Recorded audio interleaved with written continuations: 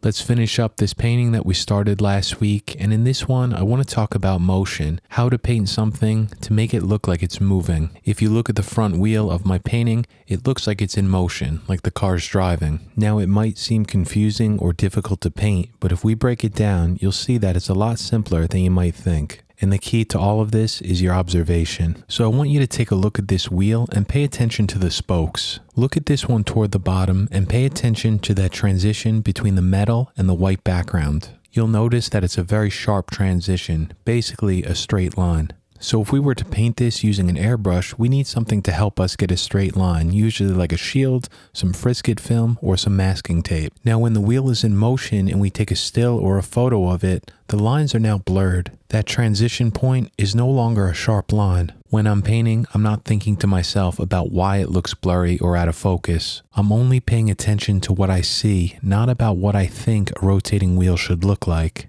And to me, it's kind of abstract at this point. It's not really a line anymore. It's more of a gradation of different values, almost having a smoky look to it. And now that we can see it, we have to figure out a way to use the tools that we're painting with to replicate it. Since we're painting with an airbrush, this is going to be pretty easy to do because an airbrush naturally gives you a soft and blurry look. And a bonus about painting or drawing is that after I finish, I'll usually start to think about why these things look the way they do. For example, why does the wheel look like this when it's in motion? You know, maybe it'll take you to physics to learn about why light behaves this way when it reflects or refracts off something rotating at a high RPM. Or to something simpler like photography, learning about how a camera's shutter speed and aperture of the lens captures an image. And of course, you don't need to know any of this stuff while you're painting. But that process of learning to paint can lead you to some very interesting things that you may have not considered before. At least it always has for me anyway. So let's move along to this front wheel and I'll show you the techniques that I use to paint this effect. On the upper left-hand side of the screen is my completed painting, and just below that is the photo reference of this wheel. And this one is going to be slightly different from the example that I just showed because the perspective is different, but the concept is still the same. This part of the wheel was left blank because it was masked off in last week's video where we painted the car around it. I'm using the color black directly from the bottle, and I'm spraying it over a shield. This way the paint goes into the wheel well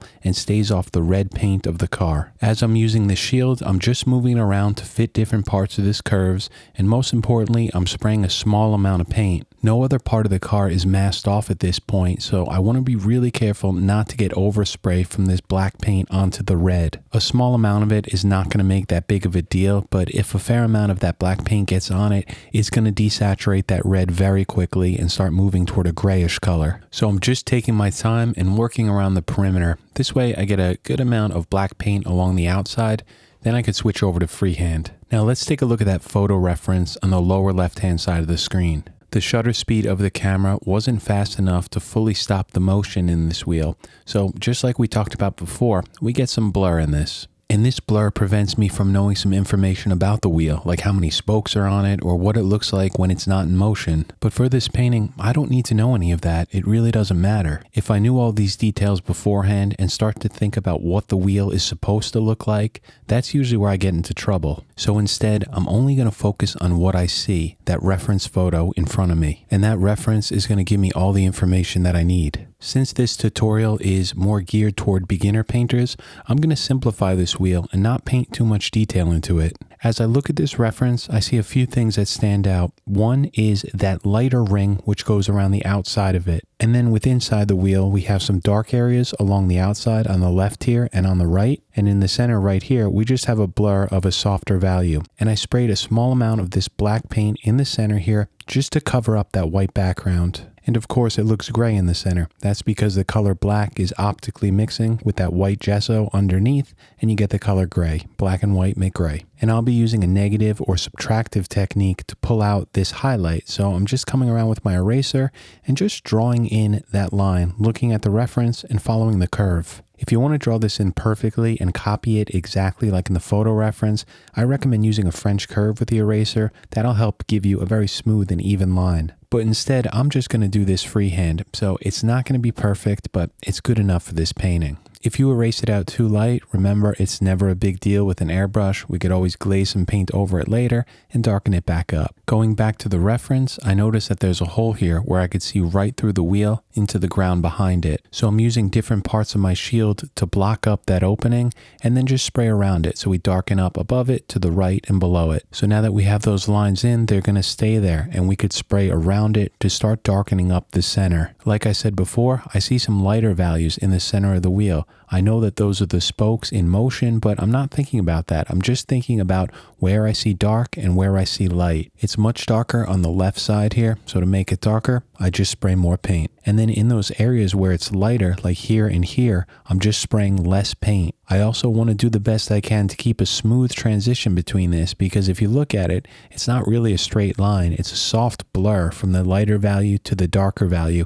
It almost has a smoky look to it. And because of that smoky look, I'm going to be painting this in freehand. So I'm letting the airbrush do the work to give me those blends. So at this point, I would say this is going to be bright enough for the highlight. So what I want to do is push the background farther away. And the way to go about doing this is simple. It's just to add some darker paint, because in the reference, we can see that the background's darker and the foreground is brighter. And after I add a bit more of this black paint over to the right side of the wheel, you can see that this illusion starts to come together. It looks like a wheel that's in motion. And of course, we'll keep working on this to pull it all together and fix some things up. And this didn't take that long to do, and it didn't require that much effort. The airbrush did most of the work for me because it's naturally giving me that soft and smoky look. So I'm going to go back to the eraser and just clean up some areas that got dark from the overspray of that black paint, mainly around the rim here, just around the perimeter. And once we have some of these highlights erased out, I'm going to go back to the airbrush